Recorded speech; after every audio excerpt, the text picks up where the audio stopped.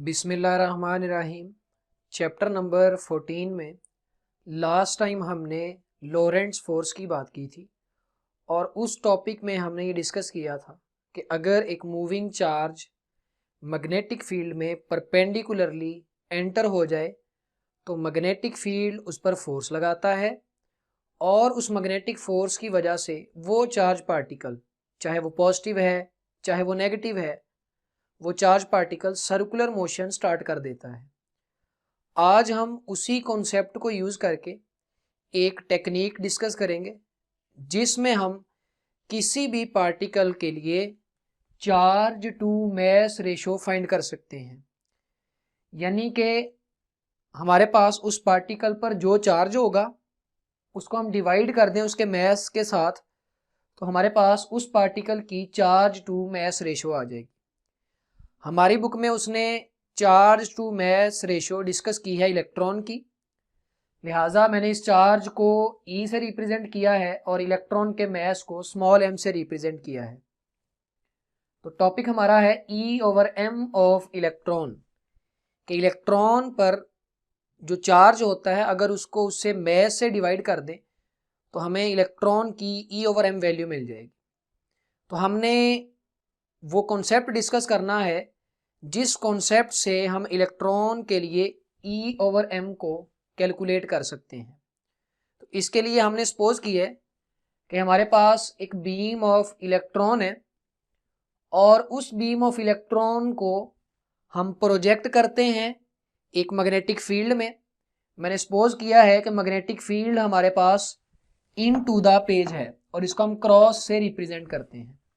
तो फर्ज कर लें कि वो बीम ऑफ इलेक्ट्रॉन जो है वो यूनिफॉर्म वेलोसिटी v से मूव करती है और उसको हम प्रोजेक्ट करते हैं यूनिफॉर्म मैग्नेटिक फील्ड में, यानी ऐसा फील्ड जिसकी वैल्यू चेंज नहीं होती, यूनिफॉर्म मैग्नेटिक फील्ड है, और हम उस बीम की वेलोसिटी की डायरेक्शन उस मैग्नेटिक फील्ड के परपेंडिकुलर रखते हैं। तो हमने एक बीम ऑफ इलेक्ट्रॉन को एक्सटर्नल मैग्नेटिक फील्ड में जो कि यूनिफॉर्म है परपेंडिकुलरली प्रोजेक्ट किया है।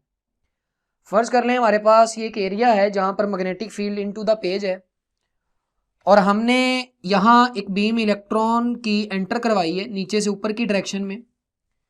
तो जब इलेक्ट्रॉन इस पॉइंट पर मौजूद होगा तो इलेक्ट्रॉन ऊपर को जाना चाहता है, उसकी वेलोसिटी की डायरेक्शन ऊपर को है और मैग्नेटिक फील्ड अंदर को है। तो मैग्नेटिक फील्ड अंदर को आ जाएगा, वेलोसिटी ऊपर को आ जाएगी इलेक्ट्रॉन की, तो वेलोसिटी और मैग्नेटिक फील्ड के दरमियान एंगल 90 हो जाएगा। अब हमने सीखा था जब एक चार्ज पार्टिकल मैग्नेटिक फील्ड में एंटर होता है तो उस पर मैग्नेटिक फोर्स लगती है। चूंकि चार्ज नेगेटिव है तो हम इस चार्ज पर लगने वाली फोर्स को लेफ्ट हैंड पाम रूल से फाइंड कर सकते हैं। तो लेफ्ट हैंड पाम रूल मैंने आपको बताया था, फिंगर्स करेंगे हम फील्ड की डायरेक्शन में, थंब करेंगे इलेक्ट्रॉन की वेलोसिटी की डायरेक्शन में। हमारी पाम पर जो नॉर्मल होगा वो हमें इलेक्ट्रॉन पर लगने वाली फोर्स की डायरेक्शन बता देगा। तो यहाँ पे इलेक्ट्रॉन ऊपर को जा रहे हैं, मैग्नेटिक फील्ड अंदर को है, लिहाजा इस पोजीशन पर इस इलेक्ट्रॉन पर जो फोर्स लगेगी वो इस डायरेक्शन में आएगी, यानी उसकी डायरेक्शन जो है वो टुवर्ड्स सेंटर होगी। तो इस पॉइंट पर इस इलेक्ट्रॉन पर जो फोर्स लगती है उसकी डायरेक्शन हमारे पास ये आ जाएगी।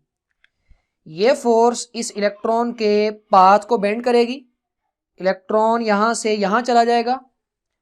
अब इलेक्ट्रॉन यहाँ से इधर को जाना चाहता है, यानी उसकी वेलोसिटी की डायरेक्शन ये है और magnetic field into the page है।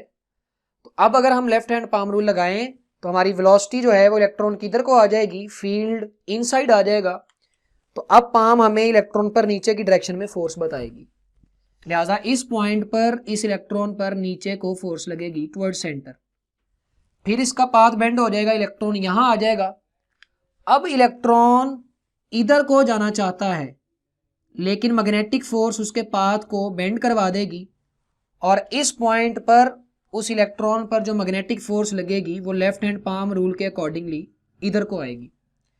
दोबारा से इलेक्ट्रॉन का पाथ बेंड होगा, इलेक्ट्रॉन यहाँ आएगा। अब इलेक्ट्रॉन क्या चाहता है, इलेक्ट्रॉन चाहता है कि वो इधर को जाए क्योंकि उसकी वेलोसिटी की डायरेक्शन ये होगी, लेकिन मैग्नेटिक फील्ड उस पर फोर्स लगाएगा और लेफ्ट हैंड पाम रूल के अकॉर्डिंगली वो फोर्स ऊपर को होगी। लिहाजा हम कह सकते हैं कि इस इलेक्ट्रॉन को जब हम इस मैग्नेटिक फील्ड में परपेंडिकुलरली एंटर करवाएंगे तो इलेक्ट्रॉन यहाँ पर सर्कुलर मोशन स्टार्ट कर देगा। अब इस इलेक्ट्रॉन पर जो फोर्स लग रही है, अगर हम उसका रिलेशन लिखें तो वो हमारे पास आ जाएगा F is equal to Q into V cross B. ये हमने मूविंग चार्ज पर लगने वाली फोर्स का रिलेशन पढ़ा था।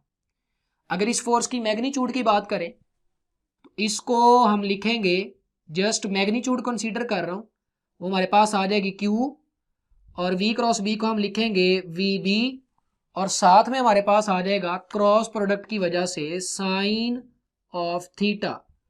तो ये हमने जस्ट इस फोर्स की मैग्नीट्यूड ली है।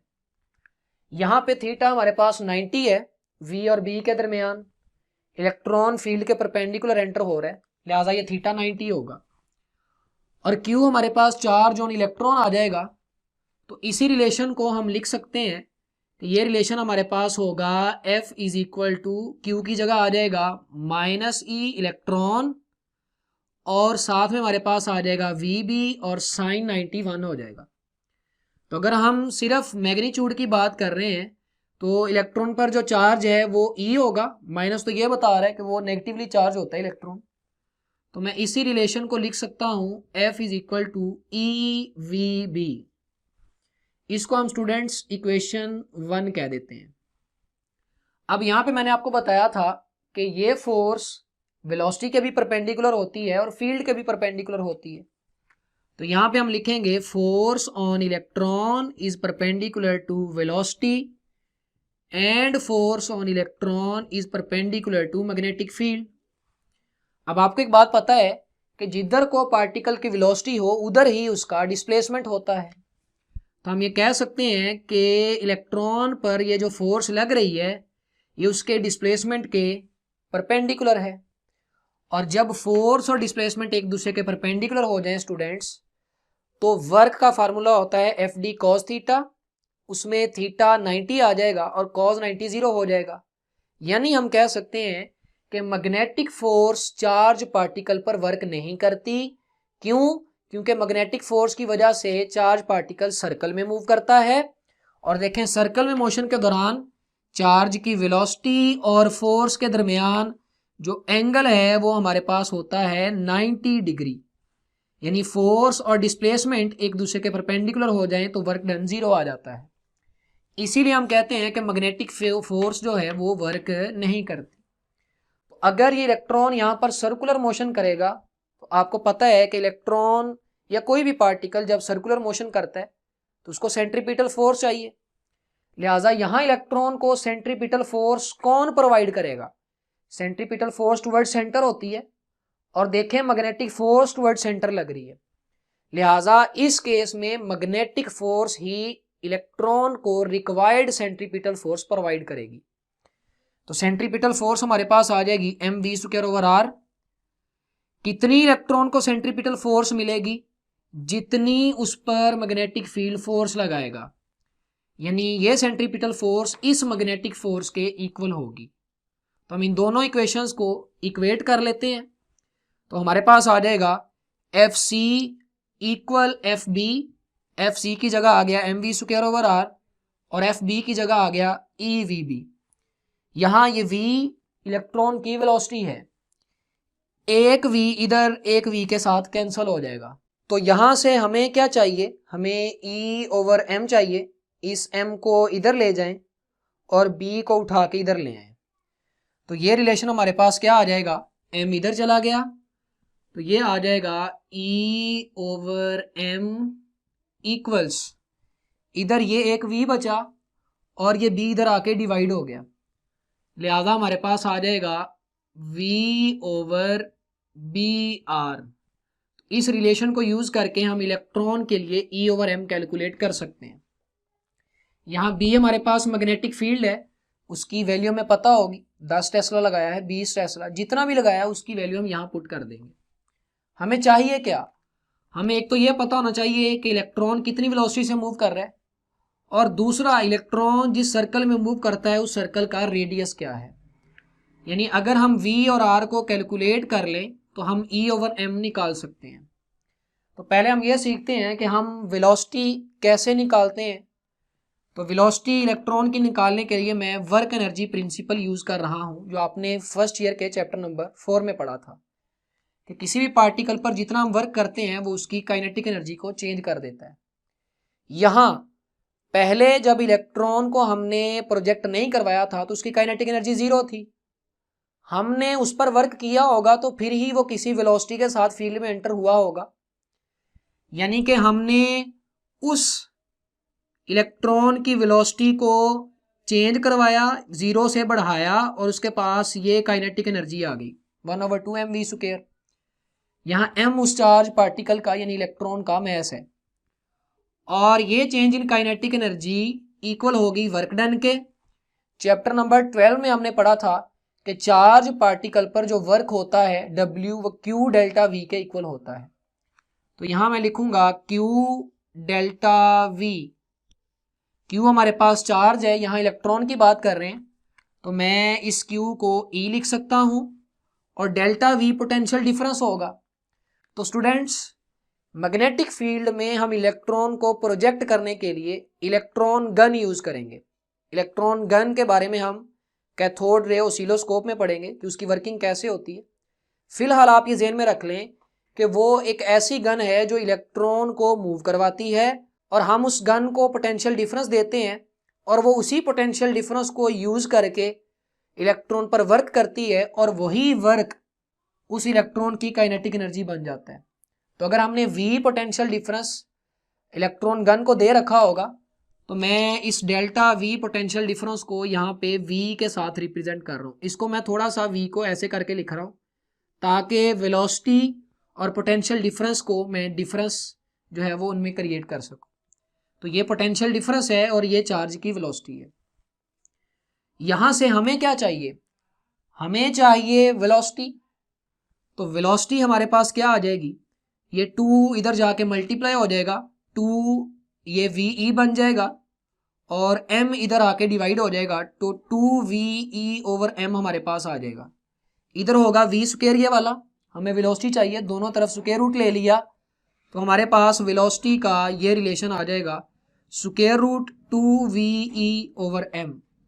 तो यहाँ हम अगर जितना पोटेंशियल डिफरेंस इलेक्ट्रॉन गन पर लगाया है वो यहाँ पुट करें, इलेक्ट्रॉन पर चार्ज पुट करें और मैस पुट करें इलेक्ट्रॉन का, तो हमें उसकी वेलोसिटी पता लग सकती है कि कितनी वेलोसिटी के साथ हमने उसको मैग्नेटिक फील्ड में प्रोजेक्ट किया है। तो यहाँ से हमें इलेक्ट्रॉन की वेलोसिटी मिल गई। अब ये वाला रिलेशन जो है इसको हम इक्वेशन 4 कह देते हैं, इसको हम इक्वेशन 3 में पुट कर देते हैं। तो इक्वेशन 3 हमारे पास आ जाएगी E/m, वैसे ही वेलोसिटी की जगह आ जाएगी ये वाली वैल्यू और डिवाइडेड बाय हमारे पास डिवाइड में आ जाएगा ये वाला BR। दोनों तरफ स्क्वायर कर देते हैं तो इधर हमारे पास स्क्वायर करने से आ जाएगा E²/m²। ये स्क्वायर रूट स्क्वायर के साथ कैंसिल हो जाएगा और डिवाइड में B का भी स्क्वायर हो जाएगा और R का भी स्क्वायर हो जाएगा तो हमारे पास ये बच जाएगा। यहाँ से ये m नीचे चला गया, हमारे पास बन गया 2VE/m × B² × R²। यहाँ से हमने E/m निकाल लें तो यहाँ से देखें स्टूडेंट्स, ये एक m के साथ कैंसिल हो जाएगा, ये m इधर आके मल्टीप्लाई होगा तो इसके साथ एक के साथ कैंसिल हो जाएगा। इधर से ये E इधर आके डिवाइड हो जाएगा तो एक E के साथ कैंसिल हो जाएगा। तो इधर हमारे पास क्या बच गया? E/m। एक E भी कैंसिल हो गया, एक m भी कैंसिल हो गया और इधर बाकी क्या बचा? ऊपर बचा 2V और डिवाइड में हमारे पास बच गया B² R²। तो यहाँ अगर हम जितना पोटेंशियल डिफरेंस लगाया था वो पुट करें, मैग्नेटिक फील्ड की वैल्यू पुट करें तो हमें E/m मिल सकता है। शर्त ये है कि हमें ये रेडियस पता लग जाए कि जिस सर्कल में इलेक्ट्रॉन ने रोटेट किया था उस सर्कल का रेडियस क्या है। तो अब हम उस सर्कल का रेडियस फाइंड करने की जो है वो एक टेक्निक लगाते हैं। तो R को फाइंड करने के लिए स्टूडेंट्स हमने क्या किया है, हमने एक ग्लास ट्यूब लेनी है और उस ग्लास ट्यूब में हमने गैस को फिल कर देना है और हमने यहाँ पर हाइड्रोजन गैस ली है और हाइड्रोजन गैस को लो प्रेशर पे रख के हमने उस ग्लास ट्यूब में फिल कर दिया है। लो प्रेशर पे इसलिए रखा है क्योंकि हमने बाद में उसी ट्यूब में इलेक्ट्रॉन की बीम प्रोजेक्ट करनी है तो अगर अंदर प्रेशर कम रखेंगे तो बीम का मूव करना यानी इलेक्ट्रॉन्स का मूव करना आसान होगा।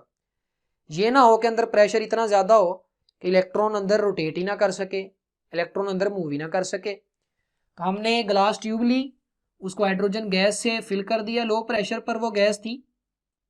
उसके बाद हमने उस ट्यूब को एक्सटर्नल मैग्नेटिक फील्ड में रख दिया। तो ये हमारे पास एक ट्यूब है, ब्लैक बाउंड्री मैंने उसकी बनाई है और इसको हमने एक्सटर्नल मैग्नेटिक फील्ड में रखा है। इसके बाद हम इस ग्लास ट्यूब में यहाँ से इलेक्ट्रॉन प्रोजेक्ट करेंगे। जब इलेक्ट्रॉन इस ट्यूब के अंदर जाएगा तो चूंकि वो ट्यूब मैग्नेटिक फील्ड में पड़ी है तो इलेक्ट्रॉन पर मैग्नेटिक फील्ड फोर्स लगाएगा, जिसकी वजह से अभी आपको बताया कि इलेक्ट्रॉन सर्कुलर मोशन करेगा। अब जब इलेक्ट्रॉन इधर एंटर हुआ, उसने सर्कुलर मोशन की, तो वो जैसे जैसे इस रेड वाले पाथ से गुजरेगा तो यहाँ जितने गैस के एटम्स होंगे उन एटम्स को वो इलेक्ट्रॉन एक्साइट कर देगा, उनके एनर्जी लेवल को बढ़ा देगा, क्योंकि इलेक्ट्रॉन बाहर से एनर्जी लेके आ रहा है। उससे ये होगा कि जब यहाँ से जहाँ से इलेक्ट्रॉन गुजर रहा है यहाँ मौजूद एटम्स को वो एक्साइट करता जाएगा। वो एटम्स जब लाइट एमिट करेंगे तो हमें ये रेड वाला पाथ जो है ये नजर आएगा लाइट की फॉर्म में। तो वहां से हम क्या करेंगे, हम इस सर्कुलर पाथ का डायमीटर निकाल सकते हैं। डायमीटर हमारे पास यहाँ से लेकर ये होगा, और आपको पता है अगर हम डायमीटर का हाफ कर दें तो हमें रेडियस मिल जाएगा, और यहाँ से जो रेडियस की वैल्यू आएगी वो हम यहाँ पुट करेंगे और उसके बाद हम इलेक्ट्रॉन के लिए E/m को कैलकुलेट कर सकते हैं। अब E/m हमें क्या बताती है, इसको हम फाइंड क्यों करते हैं स्टूडेंट्स? E/m को हम पार्टिकल को आइडेंटिफाई करने के लिए यूज करते हैं, पार्टिकल की शनाख्त करने के लिए यूज करते हैं। फॉर एग्जाम्पल, मैं अगर आपसे पूछूं कि न्यूट्रॉन के लिए E/m की वैल्यू क्या होगी, तो न्यूट्रॉन चूंकि न्यूट्रल होता है, उस पर चार्ज नहीं होता, तो E की वैल्यू 0 आ जाएगी। तो चाहे न्यूट्रॉन का मैस जितना भी है, जब उस पर चार्ज ही नहीं है, ऊपर न्यूमिनेटर 0 हो जाएगा, तो हमारे पास न्यूट्रॉन के लिए E/m 0 आ जाएगा।